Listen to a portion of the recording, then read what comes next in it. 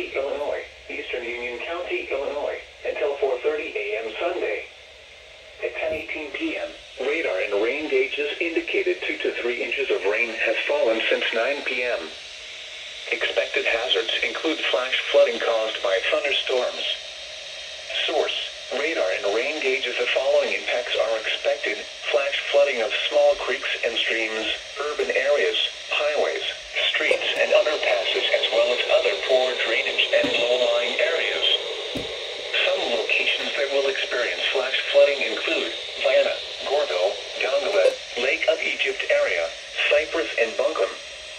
Repeating, a flash flood warning has been issued until 4:30 a.m. Sunday for the following counties in Illinois: Johnson and Union.